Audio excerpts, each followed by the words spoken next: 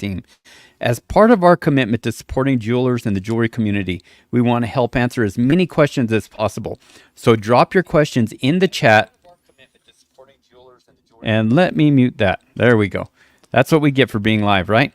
So drop your questions in the chat.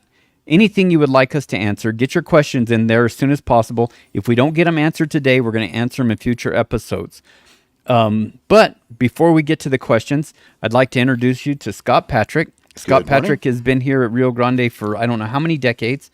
He is a recent addition to the tech team. So Scott, give us a little bit of your background. Tell us, first of all, how did you come to Rio Grande? Interesting. They were looking for someone to potentially do CAD design for new product. And I was a computer geek and a jeweler for decades and ended up coming here. And that was 22 years ago. So I designed new product for 20 years before joining the tech team, and that's been for the last couple of years, and it's been fabulous. So to help our viewers understand, when you say you design products, so all of the, and correct me if I'm wrong, but the vast majority of the findings and the finished jewelry and the parts and things that we sell are your designs. Not the vast majority. We get a lot through vendors and so forth, but yes, 20 years worth of findings are still up on on the website. There's a lot of them, though. There's a lot of stuff, and it goes all the way from earrings and rings to bracelets and pendants and cameo frames and yeah. And before you even came to Rio Grande, you did some amazing stuff. You were showing me a book earlier today, and I want you to talk about that period of your life, because the jewelry you were making at that time and the influence behind it and everything, that doesn't really exist today as much as it did then. So give us a little bit of that. What was that all about? Gosh, that was working with designs by Erté. Erté is pretty well known as the father of Art Deco. He did fashion design for the Follies and Berger in Paris, and did the Harper's Bazaar covers for 20 years and so forth. And at any rate, beautiful, beautiful lithos. And so what we would do is take elements and design pieces from his lithos and create art to wear. And these had cameo faces that were ultrasonically cut in mother of pearl and pave diamonds, and some of these pieces, a pendant might have 45 different castings that would have to be assembled together, and just amazing stuff. So do you know of a place where somebody can look at those today? Is there a website or anything? I think that book is out of edition. It was a beautiful coffee table book with Erté art to wear. I've seen those online. I think if you search Erté jewelry, you'll see some of that. It was all done in limited editions, and your wife did a lot of the design work, she correct? would do the design work on paper. The designs would be sent to Paris for approval by Erté, and one of us would sit down and have a block of wax and start whittling. And we made the original masters and models and molds, and then we would also do the first of the limited edition to prove the works. And yeah, it was some amazing stuff. That's pretty cool that you two got to work together for all those years. Yeah. But before that, how did you initially get into jewelry? What got you into the jewelry deal? Gosh, I'd taken art classes forever. I majored in art in college, but in junior high school, I was making jewelry, and I had a great teacher. We did tufa casting and so forth, and I'd made a few pieces in a buddy's garage. And early 70s, during the Southwest jewelry boom, I ended up getting a job. There was my buddy and I and 14 Native Americans from several different tribes, and I learned stuff there that you'll never find in a book. And so I'd interviewed, like I said, I only made a few pieces. I interviewed by sitting down and having to make a piece, and I was shaking like crazy, and these guys were standing around laughing at me, but I got the job, and I made almost 200 rings my first week. And so that was production silversmithing. Right. Just cranking it out. Yep. And I did that for a couple of years, and then I wanted to do more contemporary work, so I started carving wax. And funny story, my father had given me an X-Acto carving kit when I was 7 years old. I don't think I would give my own son one, but he was a woodworker. He liked that It's idea. just a wooden box full of razor blades. Exactly. My sister cut all of her fingers. Oh my goodness. Yeah, or my older sister. So at any rate, so I used to carve bars of soap, ivory soap. I would carve bears and Wow. cats and dogs, and so carving wax was, came pretty natural. I made my first tools with hammered out some heated nails and sharpened them and stuck them into dowels. And so, at any rate, so I started carving wax, and you couldn't swing a ring mandrel without hitting a jewelry shop back in those days. And so I was able to go around town and sell waxes, sell models, and sell my own work. And throughout the years, I ended up heading different model departments in manufacturing companies and doing a lot of custom work. And I've never been without work for 50 some odd years. It just kept busy. Well, there's always a demand for a good work ethic and a high level of craftsmanship. But I can totally relate to you taking your introductory test or your interview, because when I interviewed for the tech team, I had to build a turquoise ring while the rest of the then tech team members stood around and watched me, looking over my shoulders, That's grunting and intimidating, snorting. And even if you know what you're doing, yeah. I don't think I've ever shaken so much in my life, But we're getting some questions in. So let's answer this first one, Scott. What is safer, using a butane torch or a small little torch setup for flame painting small jewelry pieces? I use butane now and am hesitant to set up a Smith Little torch system. I'd have to say that the Smith Little Torch is an amazing torch. It's the adjustability, right? Yes, exactly. You can do a fine flame, a large flame, a soft flame, a pinpoint flame, the different size tips. It's very, very versatile, and there's almost nothing in the jewelry world that you can't do with a little torch. I love them. One thing I like to remind customers when they call with similar questions like this, it doesn't matter if it's the Smith Little torch or the butane torch, you're still dealing with fire. Yeah. And the advantage of the Smith Little torch is you have more control. Yeah. The butane torches, you're going to get that big bushy You've flame. got a bigger flame that is more difficult to control, actually. Yeah. So the Smith Little torch would be the way to go, I think, too. I certainly would. We got some questions after our Tech Team Tuesday last Tuesday that came in when we were just getting done. And we tried to answer these online, and we did. But since I've got you here, I want to ask your opinion on these. The first one is, how do you remove Firescale from white gold? You've worked with a lot of white gold. Yeah, and it happens too. You solder a white gold head onto a yellow gold shank, and the possibility of scaling white gold is strong. It tends to do so. So the best way to remove it is to not get it in the first place, and use a good Firescale preventative. We sell cuprinil and so forth that are oxygen barriers. I personally use boric acid and alcohol, and that's what I use also. Yep. And if sometimes you get it, you don't want to overheat it because it will scale quickly. And after the fact, you're going to have to get in there and probably sand it, polish it, silicone wheels. It can be electrostripped potentially. Back in the day, we'd use bombing. We were talking about that the other day. We were talking about the cyanide bombing. Cyanide and peroxide bombing jewelry. It worked great, but it's not the safest method of madness, no. Yeah, so we've got another question online, and they want to know where they can go to learn how to set up their torches and different tips. I refer people oftentimes to our Knowledge Hub on the website. Yeah. If you go to our website, one of the buttons there is called the Knowledge Hub, and you go there, there's all kinds of white papers, there's links to videos, and I think we even include manuals and things like that in the Knowledge Hub. But there's information there. We have our YouTube channel, which some of you are watching us on now.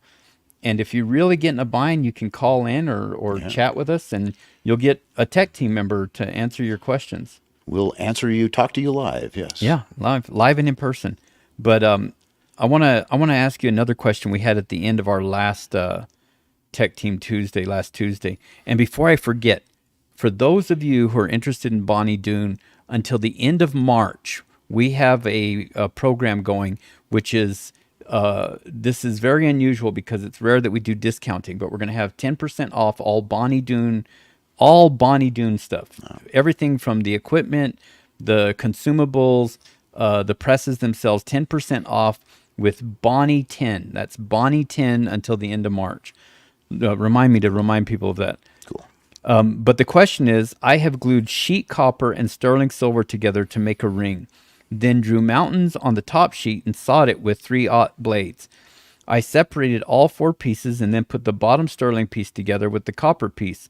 The problem, because the saw blades made a gap between them, how can I solder them since the solder does not fill gaps? Any help will be greatly appreciated. So excited for this broadcast, and thank you. Thank you too, Tina. So what do you think? We talked about this on the tech team. I think that ideally you might have used a 6/0 blade, and then that gap wouldn't be as extreme. However, now that it's done, one thing may be to go on the edges and burnish, and that's going to move that metal out just a little bit. Possibly hammering around the edge. Possibly running it through a rolling mill might work. Anything to expand that metal just a little bit to help close that joint up. And after that, to flood it with solder. And you'll probably need to flood it enough to where some of the solder escapes the seam, and you'll have to do a little bit of sanding and final finishing. Yeah, it's just going to mean a lot of work. No matter what you do, it's going to take a lot of work. But yeah, I think that's the question or the answer that we essentially put on the website. But I've got one more question for you, and I find this one interesting.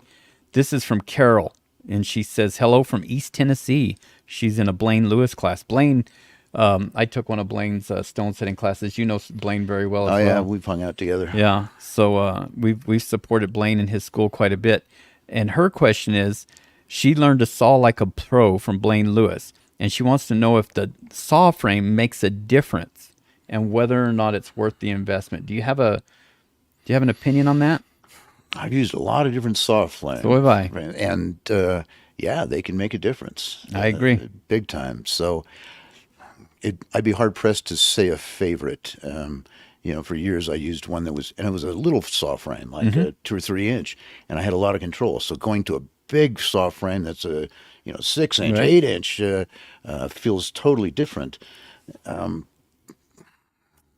But yeah, I think one that's got the adjustments and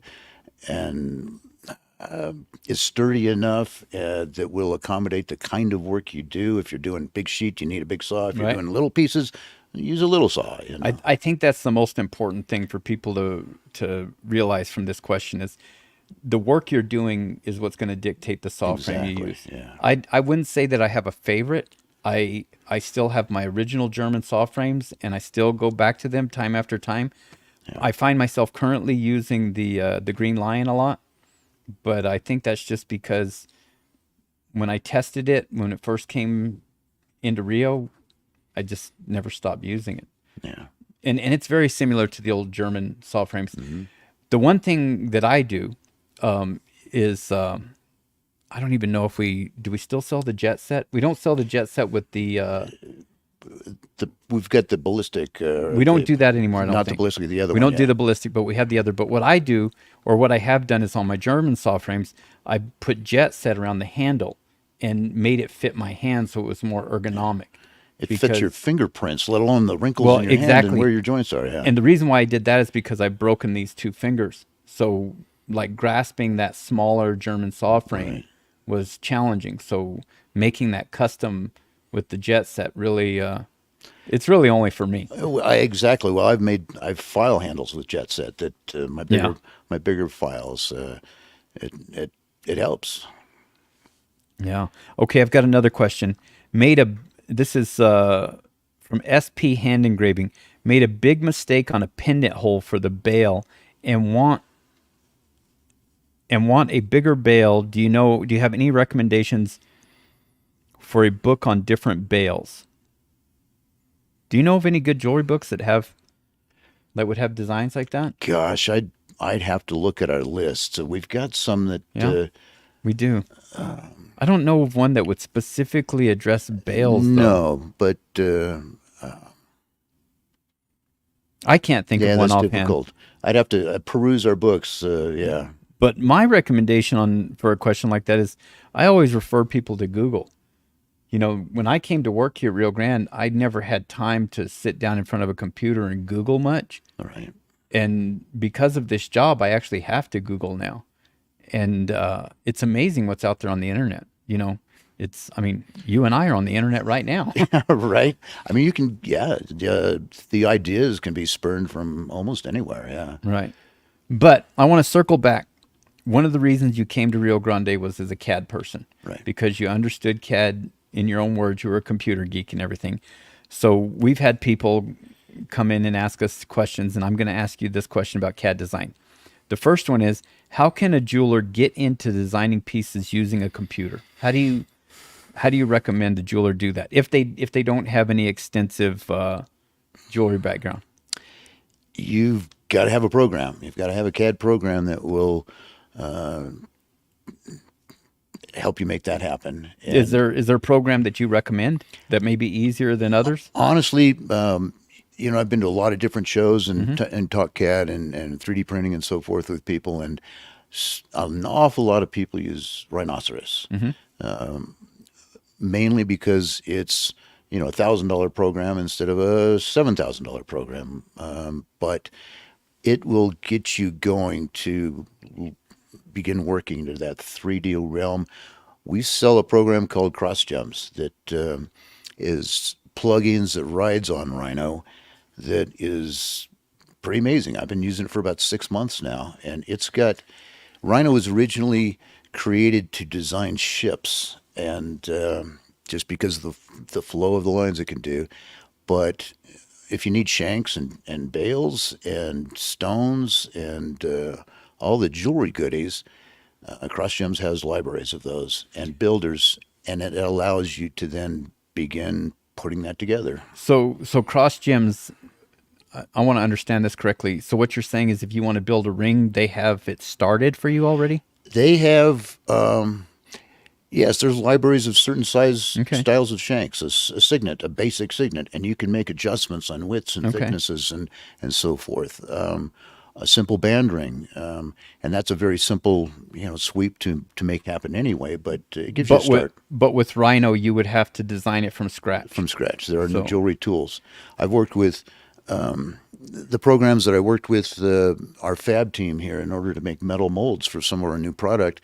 They use non-jewelry software, as you can imagine. It's engineering software, and so their libraries have nuts and bolts and shafts and cranks and pulleys and so forth. And so a jewelry specific program like CrossGems or our 3D Design, they have the tools you need to create jewelry. Yeah. So is there a program where you can take a pencil drawing and scan it in and go from there? Most programs allow you to put in a background, and so you can take that sketch, bring it in, and it's a background, and now you can trace your sizes and styles, and actually do that quite often. Yeah, because you and a couple other people on the team, you spend a lot of time doing CAD work still for Rio. Yep. We're expanding our lines constantly. Right. Yeah. So you guys are always working on that kind of stuff. There's no free time. It's right. If I'm not on the phone, whatever, I'm designing jewelry. Yes. Well, that's great. So if anybody has questions additionally about CAD design or anything like that, Scott's your guy. We call and ask for Scott. Actually, there's two Scotts, and they're both CAD guys. Yeah, great Scott. Yeah, great Scott. So here's another question that I often get asked, and so I'm going to ask you, do you have a favorite material that you prefer to work with? Gosh, I like them all, honestly. Give me some metal and let me bang out something. But honestly, what is your all-time go-to? What do you find yourself doing the Yellow most? gold. Yellow gold. Yellow gold. Yeah. And for the longest time, I didn't like white gold because it looked too much like silver, which I'd done millions of pieces with, and so, but no, I've gotten over that, and I like the way that it enhances diamonds and stones, and so I'll do a lot of my custom pieces are done with yellow gold and white gold Right. together. And Yeah. gold is just, it's malleable and it's beautiful when you're done. It And I love silver too, though, right. on it. Yeah. Well, and the thing is about gold is it just you can see it from across the room and you know exactly what it is Yeah. when you see it. It Yeah. just has that luster to it that people are automatically drawn to. And that's why I like the yellow, because you know it's gold. Right. You Yeah. see that, you know it's gold. Yeah, you know It's, brass is brass because it's brassy, yeah. and gold it just has that Yeah. that deepness to it, Yeah. that look. It's got soul. So that brings me to another question. Do you have any tools on your bench that are a must-have for jewelers? Is there anything that if you're talking to a newbie that you say you got to have this, this, and this, what are your go-to things that you recommend everybody?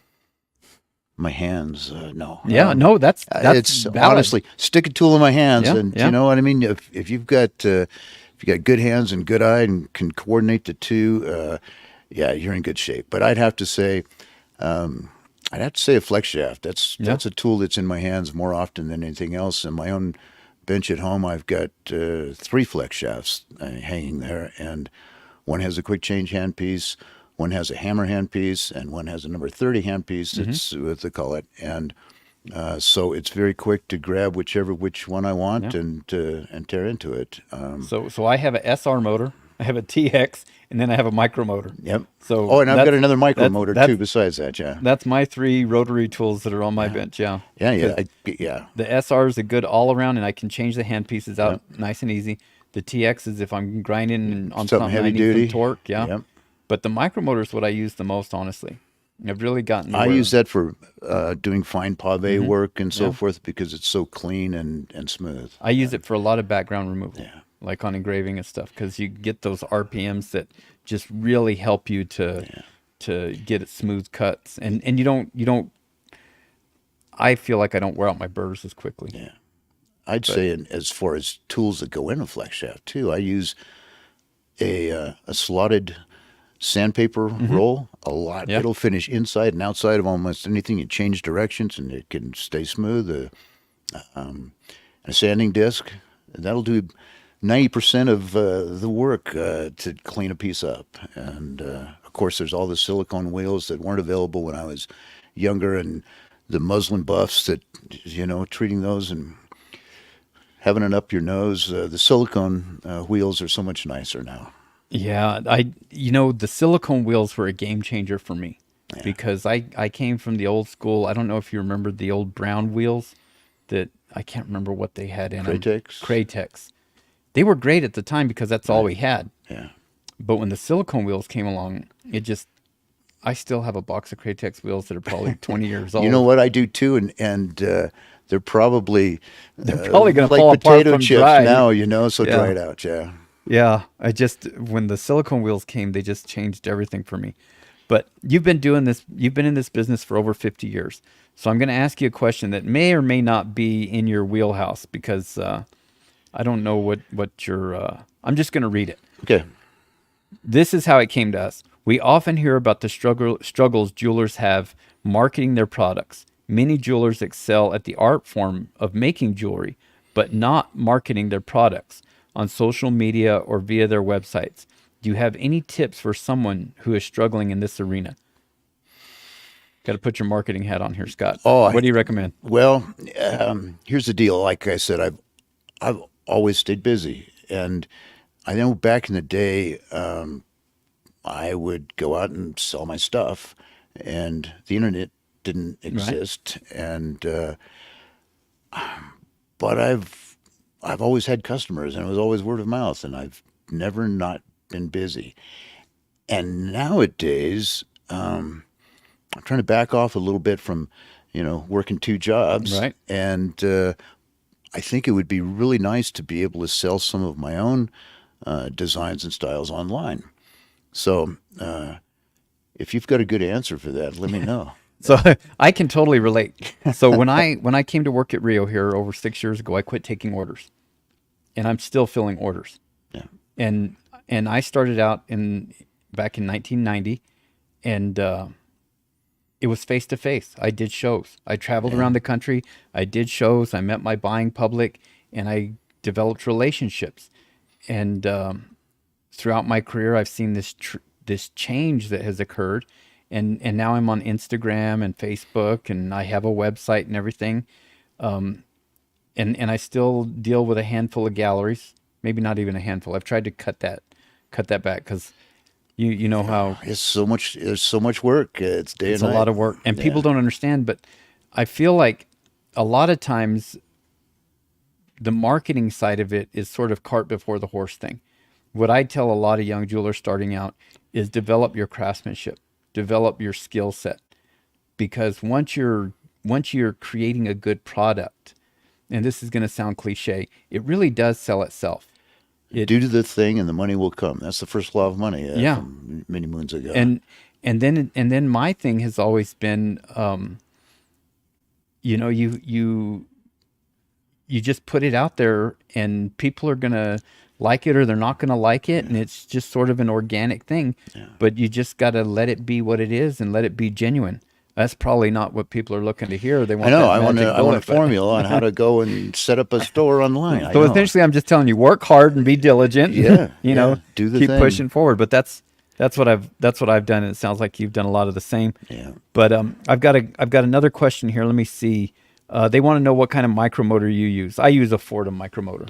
Myself Yeah. as well. Yeah. Yeah, I can't remember what model number mine is, but mine is the one that has the hammer handpiece and the brushless handpiece. It's a good system. I'd have to look it up. I probably have to answer that a little later. I don't. Is it Shania who answers our questions? Our social media person? I think it is. Shout out to Shania. She goes out of her way to research. Here at Rio Grande, it's amazing because people who aren't even in the jewelry business, they learn so much about jewelry, even if they never make it, whether they want to or not. Never sat at a bench, but boy, they know a lot about jewelry They making, do yeah. because I know shortly after this I'll be getting a message from Shania that says, okay, what exactly, what kind of micromotor do you use? The customer needs to know. I've got another question here. Speaking of silicone burrs or silicone, I'm a novice. It seems like I burned my sterling during polishing. Any tips? Burn my sterling. I think what that is she probably melted the silicone. That's what I've done that myself. Yeah, too high a speed. Yeah. Slow down Yeah. and work your way through from coarse, medium to fine, and extra high polish, because the finer the wheel, the faster it heats up. Exactly. And you tend to go faster spinning it because it's not doing much, Right. because it's so fine. So yeah, do it in stages. We've got a lot of kits that have various grits and Right. grades. So And when you do get that brown on the silver, that's just the silicone that's burned, and you have to backtrack, is what I've learned. yes, you Go do. back- You'd better go back to go back and a then- coarser yeah. wheel to get that off. You try to take it off by Yeah. with the same wheel You that just put it keep on, building it up. and it's gonna get worse. Yeah. So that brings us to our close here. So I think we're going to end with that one. I've got more questions coming in, but we've reached the end of our time. So I encourage everyone to like and subscribe on our YouTube and our Facebook. Tech Team Tuesday is going to happen every Tuesday at 11 a.m. Mountain Time. So put us on your calendar, get your reminders so that you know to catch us live and get your questions in. We'll take your questions anytime. Like I said, the tech team is here for you via telephone, chats, emails. You can even mail a letter, and we still get letters. It's amazing from all over the world. That's what blows my mind. It's amazing. Don't forget, until the end of March, Bonnie 10 for 10% off anything from Bonnie Doon here at Rio Grande. I want to thank you, You Scott, remembered. for your time. Thank you. Yeah, My pleasure. My pleasure as always. And everybody out there in internet world, we'll see you next Tuesday.